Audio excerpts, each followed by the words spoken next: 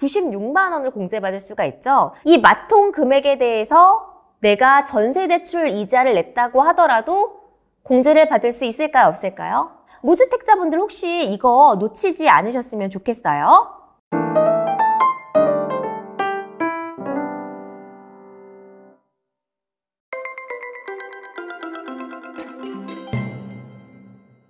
네, 여러분 안녕하세요. 부동산 미녀 부미녀로 활동하고 있는 이현진입니다. 여러분 오늘은요 연말정산 부동산 편을 준비를 했습니다. 아마 연말정산 준비하는 직장인들이 굉장히 많을 것 같아요. 왜냐면 12월이 이제 끝나가기 때문에 막바지 남은 기간 동안 연말정산을 준비를 하실 텐데 부동산에서만 들어가는 그 공제 혜택들을 설명해 드리도록 할게요. 그런데 올해 조금 연말정산과 관련해서 좀 달라지는 점들이 몇 가지 있거든요. 이제 먼저 말씀을 드리고 싶은 게 기본적으로 부동산에서는 주택담보대출 이자에 대한 부분, 월세, 전세 세액 공제가 있고요. 그 다음에 또 하나는 청약통장 공제가 있어요. 그래서 크게 이렇게 네 가지를 말씀을 드릴 텐데 지금 가장 문제가 되는 게 뭐예요? 주담보 대출 이자잖아요. 대출 이자 지금 말도 못하죠. 상단이 뭐 8%, 9%를 넘어서 막 지금 10%를 향해서 가고 있고 또 미국이 금리를 또 마지막에 올렸어요. 연말에 또 올렸기 때문에 내년 상반기에도 파월이 얘기를 했죠. 물가가 2%대를 확신하기 전까지 계속 금리를 올리겠다라고 얘기를 해서 대출 금리에 대한 압박이 계속 커지고 지금 연끌하신 분들은 대출 이자 때문에 진짜 미치실 것 같은데 그래도 한 푼이라도 우리가 이 소득 공제를 받아야 되지 않겠어요? 내가 낸 이자 그래도 진짜 힘들지만 조금이라도 세금으로 돌려받을 수 있으실 분들 그런 분들은 이 영상을 주목을 해주셨으면 좋겠습니다. 자 그런데요 이게 주택담보대출을 받았을 때 공제받을 수 있는 금액이 주택 공시가격 기준으로 5억 원 이하여만 받을 수가 있어요. 그런데 이게 여러분 공시가격이라는 건요 시세랑 좀 달라요. 시세가 이렇게 있고 공시가격은 감정평가를 통해서 이루어지는 금액인데 정부에서 1년마다 이걸 공시가격을 오픈하는 거 아시죠? 공시가격을 조회를 해서 사이트에 가면은 다 공시가 돼 있거든요. 그런데 이 공시가격을 기준으로 세금이 매겨지게 되는데 주택담보대출의 경우에는 5억 원 이하일 경우만 받을 수 있어요. 그런데 이게 왜 문제가 되냐면요. 지금 올해 하반기 집값이 이렇게 엄청 폭락을 했잖아요. 그런데 작년에 공시가격이 굉장히 올랐어요. 집값이 올랐기 때문에도 첫 번째가 있지만 두 번째는 이 문재인 정부에서 공시가격 현실화율을 엄청 많이 높였어요. 이거 진짜 굉장히 잘못한 거예요. 집값이 떨어질 거를 예측을 하고 공시가격을 올렸어야지 무조건 현실화율을 하니까 공시가격이 올라갔단 말이에요. 그래서 지금 굉장히 당황하시는 분들 있으실 것 같아요. 우리 집 이 5억 원 이하여서 공제를 받을 수 있을 줄 알았는데 까보니까 공시가격이 너무 많이 올라 있는 거예요. 그런데 시세는 5억 원 아래로 떨어져 있어. 이렇게 지금 뒤죽박죽인 현상이 벌어지고 있기 때문에 지금 공시가격이 많이 오르신 분들은 아마 공제를 못 받고 피해를 보실 수가 있어요. 그래서 공시가격을 잘 확인을 하셔야 됩니다. 이 공시가격 얘기를 잠깐 해보면요. 여러분 이 공시가격이 굉장히 중요한 게요. 공시가격이 있고요. 원래 시세가 더 높게 형성이 돼요. 그런데 지금 역전 현상이 발생을 했어요. 공시가격 현실화율을 때리다 보니까 세금을 매기려고 막 하다 보니까 지금 오히려 시세가 낮은데 내가 더 높은 공시가격으로 세금을 매기고 있는 거예요. 이렇게 상황에 대한 예측 변수를 없이 무조건 높이는 건 굉장히 잘못됐다고 생각을 합니다. 어쨌든 지금 갑자기 화가 났는데 어쨌든 제가 연말정산에 대해서 먼저 말씀드릴 거는요. 바로 청약통장입니다. 청약통장 뭐 누구나 하나쯤 갖고 계시죠. 그런데 요즘 청약 열기가 식다 보니까 갑자기 청약통장을 막 해지하시는 분들이 늘어나고 있는데요. 해지하고 싶어도 또 이제 청약통장 이자가 쥐꼬리만 해도 해지 못하는 이유가 뭐예요? 연말정산에서 이 소득공제가 꽤 쏠쏠하기 때문인데요. 소득공제 보도록 하겠습니다. 자, 일단 연말정산에서는요. 보시는 것처럼 연간 납입 한도에 40%를 공제해요. 꽤 크죠? 그리고 한도는 240만 원까지 가능한데요. 내가 만약에 올해 240만 원을 다 못 채웠다고 하면 이제 연말까지 12월 말일까지 240만 원을 일시납을 해도 이 소득공제 한도를 다 받을 수가 있습니다. 예를 들어서 내가 20만 원씩 12달을 넣었다라고 하면 어떻게 되겠어요? 96만 원을 공제받을 수가 있죠. 그럼 240만 원에 미달되는 기준 금액을 나머지를 입금을 하면 다 받을 수가 있는데요. 근데 조건이 있어요. 이게 7천만 원은 진짜 마의 구간인 것 같아요. 급여가 7천만 원 이하의 근로자만 되는데 사실 뭐 대기업 다니고 조금 이제 뭐 대리 과장급 되시는 분들은 아마 총급여가 7천만 원이 넘으시는 분들도 굉장히 많을 것 같은데 넘으면 받지를 못합니다. 청약통장이 아무리 있어도요. 그리고 무주택 세대주만이 청약통장을 받을 수가 있습니다.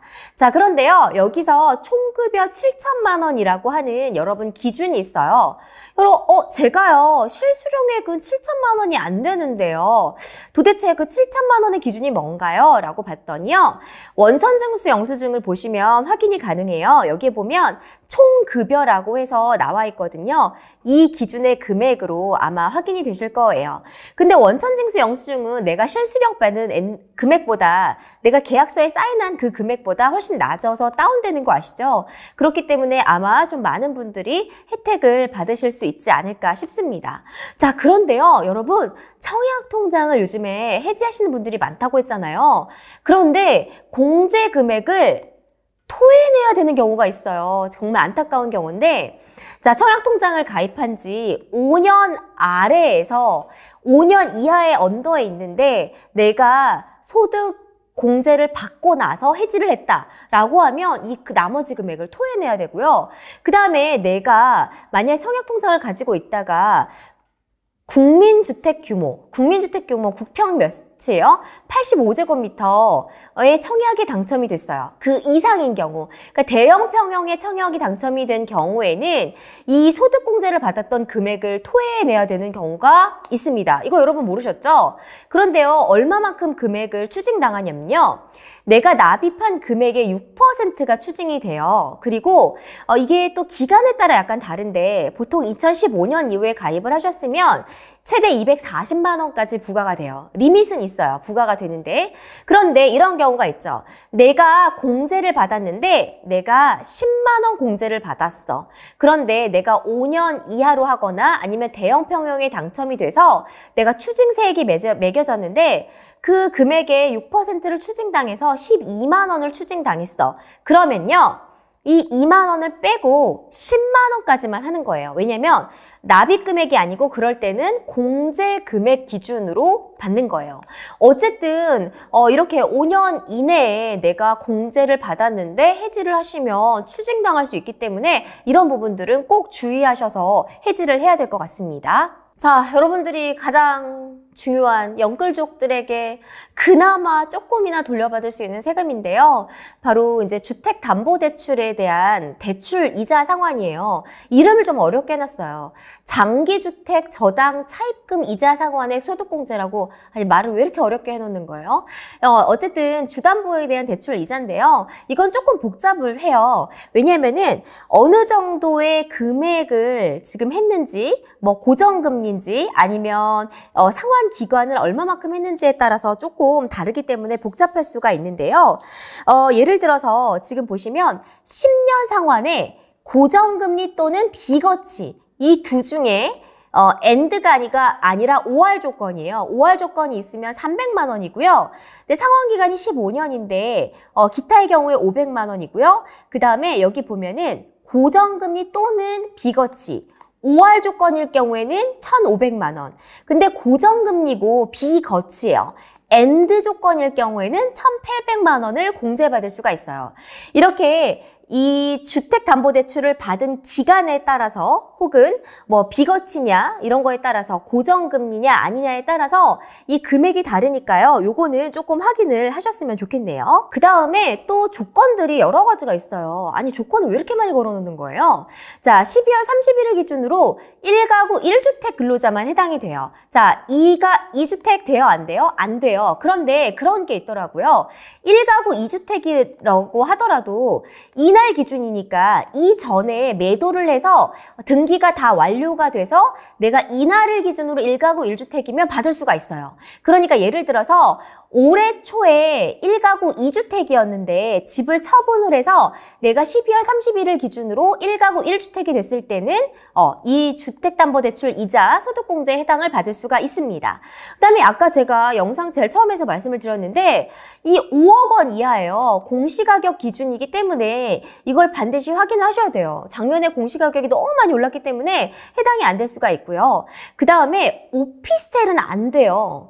오피스텔은 지금 받을 수가 없다는 거. 그 다음에 1주택자 그리고 무주택자인데 무주택자의 경우는 그럼 도대체 아니 무주택자인데 어떻게 주담보가 있고 상환액을 받을 수가 있지? 라고 봤더니 이런 경우에 해당이 돼요. 분양권을 가지고 있는데 중도금 대출 적용을 했을 때 그 이자에 대해서 상환을 받을 수가 있다고 합니다. 공제를 받을 수 있다고 하니까요. 무주택자분들 혹시 이거 놓치지 않으셨으면 좋겠어요. 그 다음에 월세 내면서 또 비싼 월세 내면서 힘들어하시는 분들 굉장히 많으신데요. 월세 소득공제는 조금 까다롭더라고요. 그래서 한번 보시면 좋을 것 같은데 여기서 퀴즈를 하나 낼게요. 월세 공제는 무주택만 받을 수 있다. OX? O도 맞고 X도 맞는데 반반이에요. 좀 다른데 이거 보시면 좋을 것 같아요. 자, 무주택자는요. 월세로 세액공제를 받는 거고요. 그다음에 유주택자는 소득공제를 받는 거예요. 그러니까 현금 영수증을 받을 수 있는 거죠.